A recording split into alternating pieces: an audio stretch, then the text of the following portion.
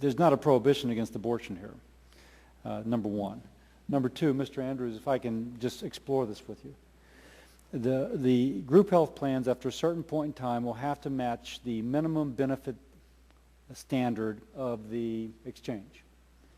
If the minimal benefit standard of the exchange establishes that it's going to pay for abortions, that will, as I gather, require all the group health insurance plans to pay for an abortion.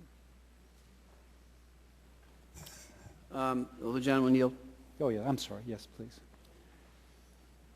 It's not contemplated that the commissioner would either prohibit or not prohibit specific surgical procedures. The coverage would be for surgical procedures generally. So I gather from what you're saying is that quite likely the commissioner may decide in their Orwellian wisdom that this shall be a standard benefit for everybody, including the people that the Catholic diocese pays for, or that the pro-life group pays for. They'll have a group health policy. I keep on thinking the Catholic diocese is going to be required to pay for this because the standard benefit package includes it. Am I the only one bothered by that? If the gentleman would yield, I Yes, think we'd all be bothered by that, which is why we want neutrality on this question. Now, it seems as if this establishes neutrality.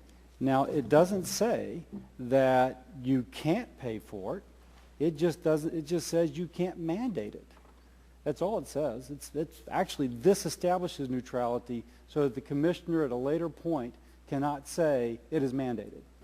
Well, nor can the commissioner say it's not mandated. He has to, or she has to remain. The gentleman would yield. I think that Ms. Woolsey's point, why is this one procedure then singled out for this? If I may reclaim my time, certainly there's a difference between a potential life and a tonsil.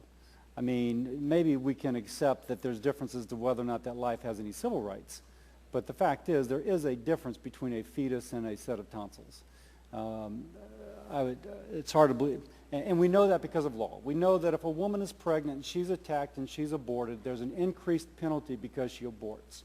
We know that the father is responsible to pay for some of the prenatal care.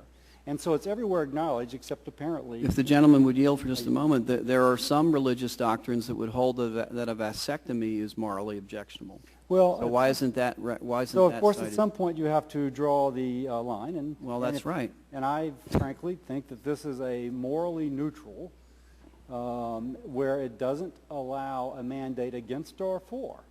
All it says is effectively the Catholic diocese will not be required to pay for abortions if the commissioner decides that it's the standard benefit. Will the gentleman yield? I yield.